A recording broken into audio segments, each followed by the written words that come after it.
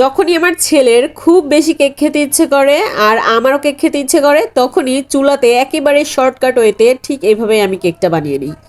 তো আমি ভাবলাম এত শর্টকাটে যেহেতু এটা আমি বানাই, তাহলে কেন আমি আমার ভিউয়ার্সদের সাথে এটা শেয়ার করব না। তো এই জন্য শেয়ার করতে চলে এসেছি, তাহলে চলুন শেয়ার করে দিই।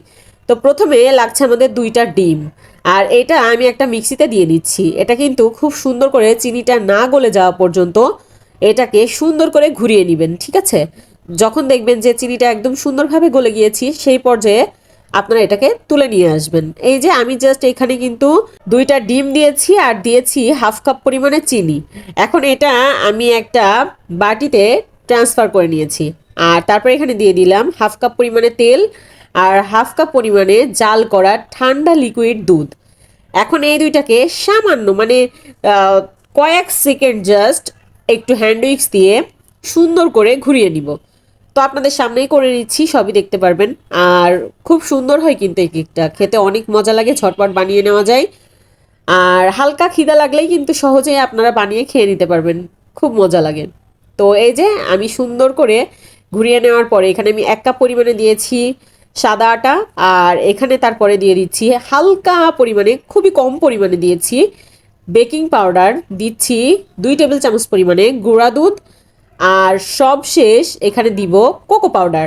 আপনারা যদি কোকো পাউডারটা ব্যবহার করতে না চান, মানে এটা কিন্তু চকলেট ফ্লেভার হচ্ছে, আপনারা চাইলে নর্মালিও কিন্তু করতে পারেন। সেক্ষেত্রে ওই সম পরিমাণ, মানে যে পরিমাণটা আমি 1 টেবিল চামচ পরিমাণে এখানে কোকো পাউডার দিয়েছি, কোকো পাউডারের জায়গায় এই 1 টেবিল চামচ পরিমাণে আপনারা ওই সাদা ময়দাটা বা আটাটা দিয়ে দিবেন, ঠিক আছে? তাহলে এই ঘনত্বটা একদম ঠিক থাকবে। তো তারপরে এখন এই যে খুব সুন্দর করে আমি সবগুলোকে একসাথে মিক্সড করে নিচ্ছি। এই তো এখানে কিন্তু কাজ মোটামুটি শেষ, ঠিক আছে? খুব বেশি আর কাজ নাই। আর এখানে আমি 2টা মগ নিয়েছি বা কাপ, যে যেটাই বলেন।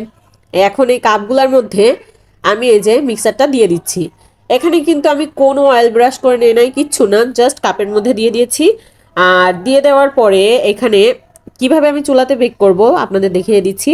এই যে নিচে আমি কিছু কাগজ দিয়ে দিয়েছি, খাতার পৃষ্ঠা বা কিছু দিতে পারেন। তারপরে একটা স্ট্যান্ড দিয়ে এই যে 2টা দিয়ে দিয়েছি। এখন ঢাকনা দিয়ে ঢেকে ঠিক এইভাবে 30 থেকে 35 মিনিট পর্যন্ত চুলাতে আপনি অপেক্ষা করবেন, তাহলে রেডি হয়ে যাবে।